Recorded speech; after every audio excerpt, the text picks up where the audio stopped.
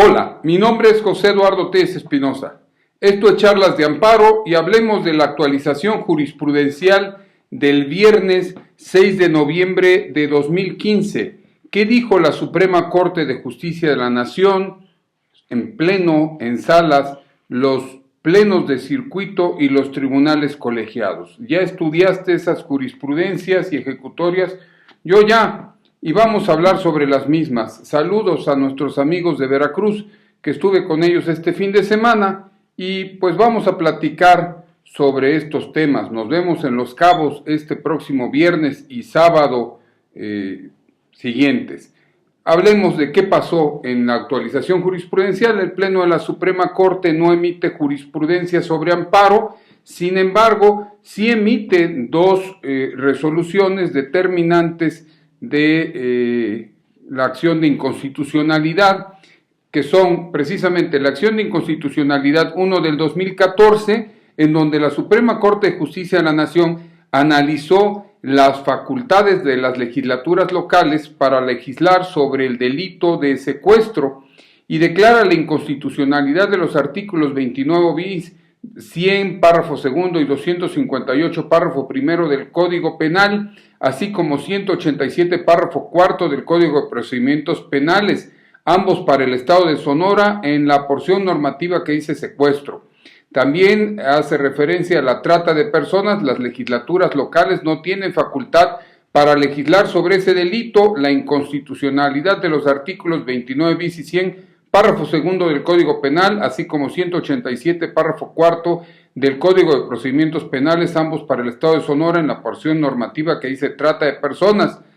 También la acción de inconstitucionalidad, efectos de la declaración de invalidez de una norma penal por provenir de un órgano sin facultades para emitirla, y hace mención precisamente a las consecuencias de haber declarado la inconstitucionalidad de estos artículos. Esto en la acción de inconstitucionalidad 1 diagonal 2014, en tanto en la acción de inconstitucionalidad 3 diagonal 2015 hace referencia el Pleno de la Suprema Corte a la extinción de dominio, competencia de las entidades federativas para regular esa materia.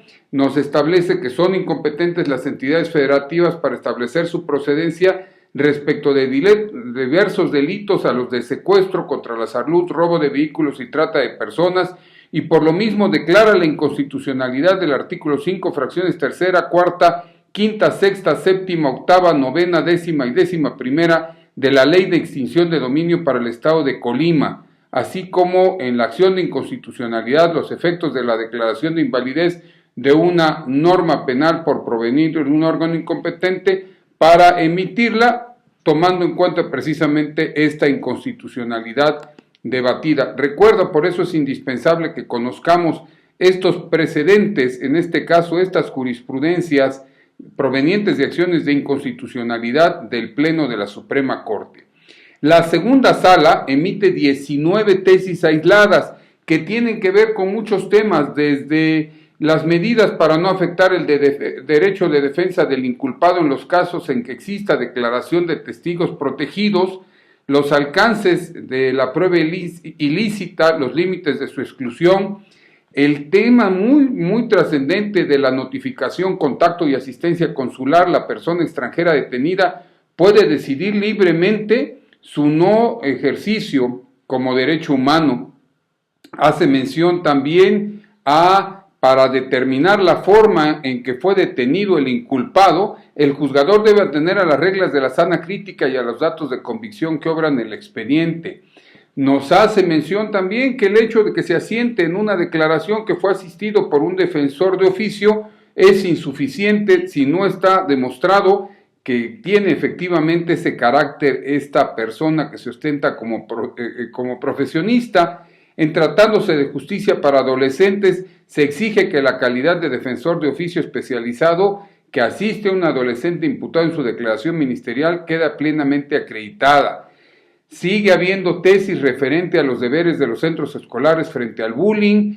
El tema referente también a las comunicaciones privadas, debe existir una autorización judicial para intervenirlas aún en casos de investigación sobre delincuencia organizada. Más tesis de bullying, son numerosas las tesis, yo creo que más de 30 han sido emitidas sobre este tema.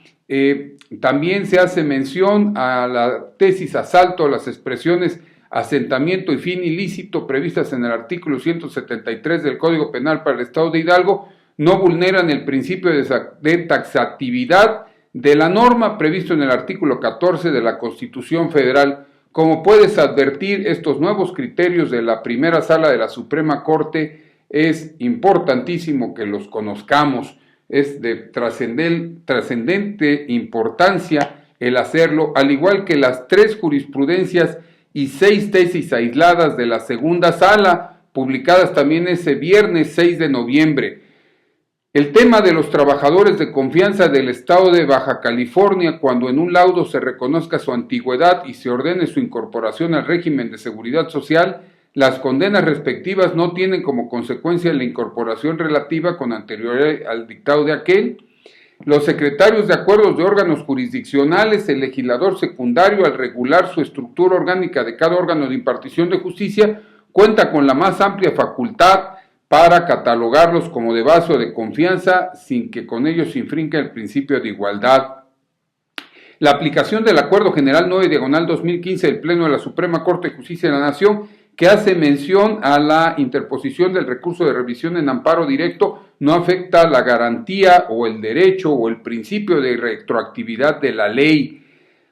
Tesis vinculadas con la interpretación del principio de progresividad de los derechos humanos, tesis vinculadas con el acceso a la justicia, el supuesto en que la carga procesal de presentar una demanda ante autoridad competente se constituye en un obstáculo que vacía de contenido ese derecho fundamental, tesis relacionadas. Esta es una jurisprudencia de la 138 del 2015, en donde se establece que, si bien es cierto, se puede hacer el análisis por las autoridades hacendarias para verificar el cumplimiento de las obligaciones fiscales en materia de pagos provisionales del impuesto sobre la renta, aun cuando no se hubiera finalizado el ejercicio fiscal, así como para determinar créditos fiscales por concepto de dicho tributo, únicamente es cuando se reputen como definitivos conforme a la ley de la materia, no así cuando sean meros anticipos, ya que en ese supuesto la autoridad debe esperar al cálculo del gravamen que se efectúa por ejercicios fiscales completos, esto en aplicación analógica de la jurisprudencia de la segunda sala, la 113/2002. En el principio de definitividad, jurisprudencia 144 del 2015, es innecesario agotar la inconformidad prevista en el artículo 65 de la Ley de Adquisiciones, Arrendamientos y Servicios del Sector Público previo a promover el juicio de amparo indirecto al actualizarse una excepción al citado principio. ¿Por qué? Lee la jurisprudencia, hace mención al plazo.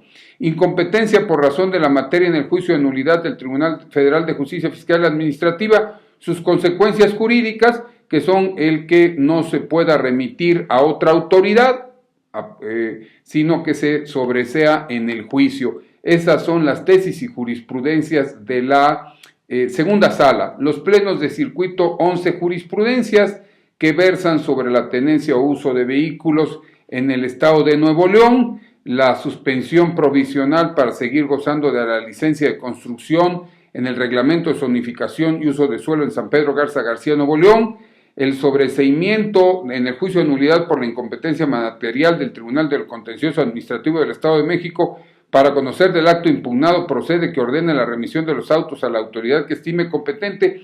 Va a ser interesante este criterio, que es local, pero ya está la jurisprudencia ahora de la Corte. Vamos a ver qué pasa con este criterio. El sobreseimiento en el juicio conforme al Código de Procedimientos Administrativos del Estado de México. ¿Qué sucede con eso? Alcances de la revisión fiscal en el 14º circuito. Las autoridades que en sede administrativa no tienen legitimación para interponer recursos, nos dicen el pleno del 6º circuito. Bueno, acatamos ese criterio que por mayoría se estableció en este circuito. La queja administrativa infundada o improcedente, cuando el denunciante reclama en amparo tal determinación, se actualiza una causa manifiesta e indudable de improcedencia del juicio que obliga al desechamiento de la misma. Temas vinculados con ejecución de laudos, el innecesario impulso en las etapas del procedimiento hasta su conclusión, esto en el 3er circuito del Pleno en materia laboral. El decreto por el que se declaran 23 lugares como áreas naturales protegidas con el carácter de zonas sujetas a conservación ecológica, publicado en el periódico oficial del Estado de Nuevo León el 24 de noviembre de 2000, constituye un acto privativo, y el tema referente al amparo indirecto, el supuesto de procedencia del juicio previsto en el artículo 107, fracción octava de la Ley de Amparo, no es aplicable respecto de los actos de autoridad administrativa, pues sí, porque no son declinatorias o inhibitorias.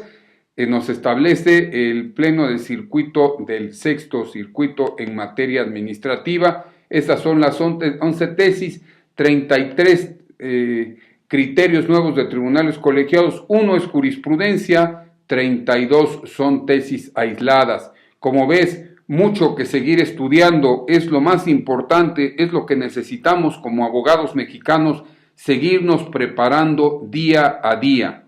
México es lo que merece, nosotros como mexicanos es lo que ofrecemos, prepararnos día a día. Vamos a seguirlo haciendo. Y mientras eso sucede, mi nombre es José Eduardo Telles Espinosa. Esto es Charlas de Amparo.